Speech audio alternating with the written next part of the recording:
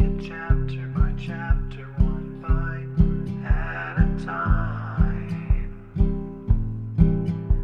So many adventures and mountains we can climb. Take it word for word, line by line, one bite at a time.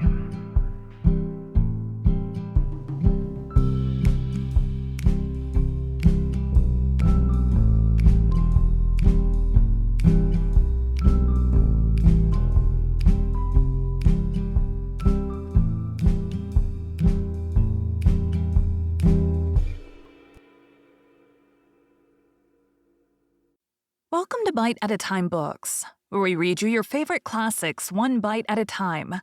My name is Bree Carlile, and I love to read, and wanted to share my passion with listeners like you.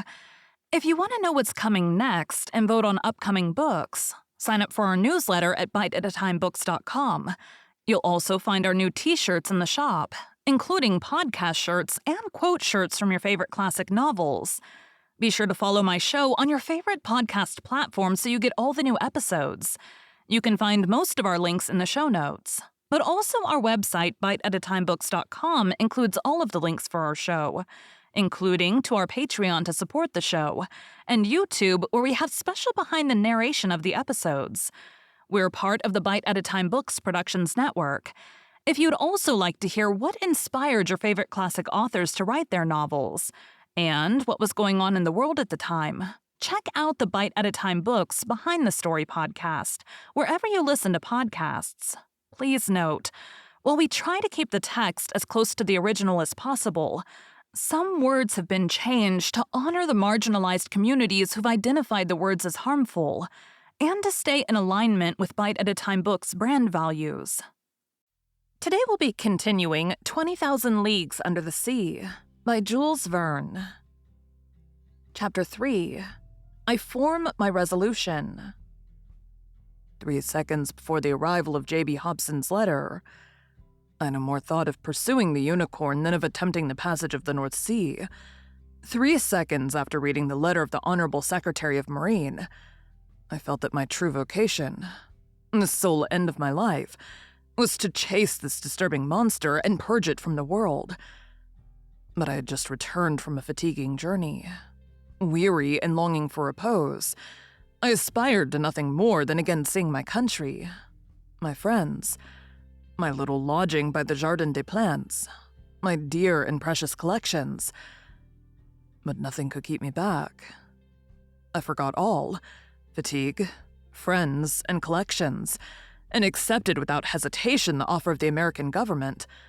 Besides, thought I, all roads lead back to Europe, for my particular benefit, and I will not hurry me towards the coast of France. This worthy animal may allow itself to be caught in the seas of Europe, for my particular benefit, and I will not bring back less than half a yard of his ivory halberd to the Museum of Natural History. But in the meanwhile, I must seek this narwhal in the North Pacific Ocean, which, to return to France, was taking the road to the antipodes. Conseil, I called in an impatient voice. Conseil was my servant, a true, devoted Flemish boy who had accompanied me in all my travels. I liked him, and he returned the liking well. He was phlegmatic by nature, regular from principle, zealous from habit, evincing little disturbance at the different surprises of life, very quick with his hands and apt at any service required of him, and despite his name, never giving advice, even when asked for it. Conseil had followed me for the last 10 years wherever science led. Not once did he complain of the length of fatigue of a journey, never make an objection to pack his portmanteau for whatever country it might be, or however far away, whether China or Congo. Besides all this, he had good health, which defied all sickness, and solid muscles but no nerves. Good morals are understood. This boy was 30 years old, and his age to that of his master as 15 to 20. May I be excused for saying that I was 40 years old, but Conseil had one fault. He was ceremonious to a degree, and would never speak to me but in the third person, which was sometimes provoking. Conseil, said I again, beginning with feverish hands to make preparations for my departure. Certainly, I was sure of this devoted boy. As a rule, I never asked him if it were convenient for him or not to follow me in my travels. But this time, the expedition in question might be prolonged, and the enterprise might be hazardous in pursuit of an animal capable of skinning a frigate as easily as a nutshell. Here, there was a matter for reflection, even to the most impassive man in the world. What would Conseil say? "Conseil!" I called a third time. Conseil appeared. "Did you call, sir?" said he, entering. "Yes, my boy. Make preparations for me and yourself, too. We leave in 2 hours." "As you please, sir," replied Conseil quietly. "Not an instant to lose. Lock in my trunk all traveling utensils, coats, shirts, and stockings, without counting as many as you can, and make haste.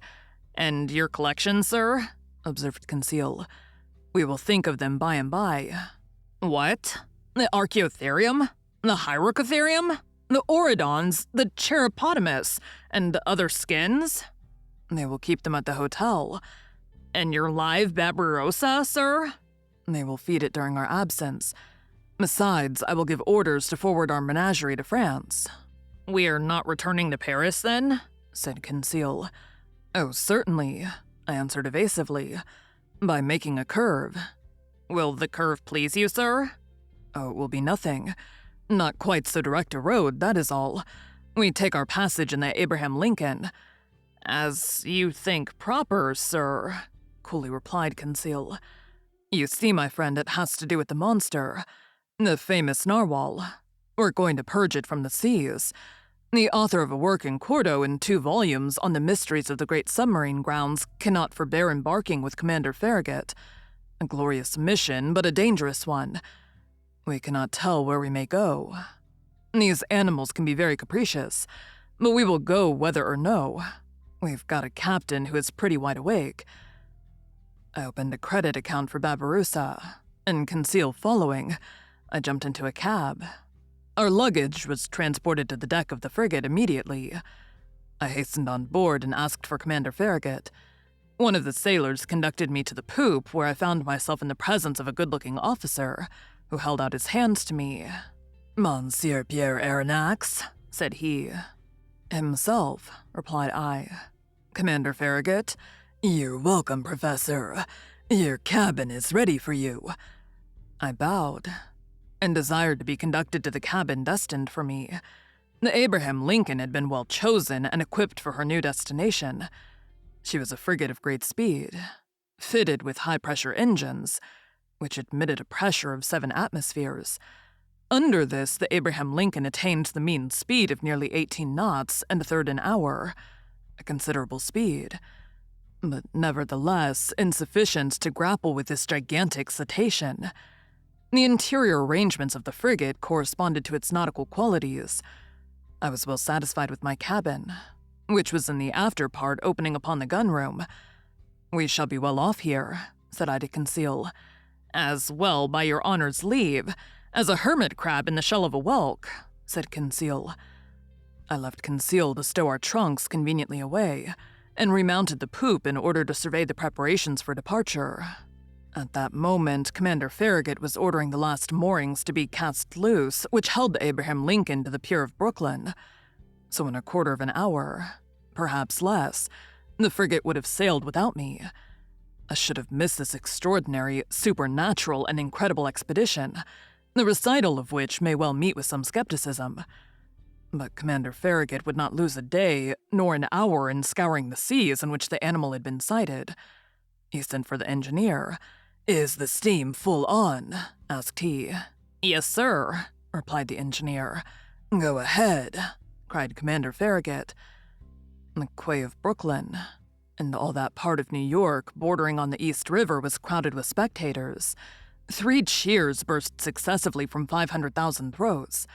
Thousands of handkerchiefs were waved above the heads of the compact mass, saluting the Abraham Lincoln, until she reached the waters of the Hudson, at the point of that elongated peninsula which forms the town of New York. Then the frigate, following the coast of New Jersey along the right bank of the beautiful river, covered with villas, passed between the forts.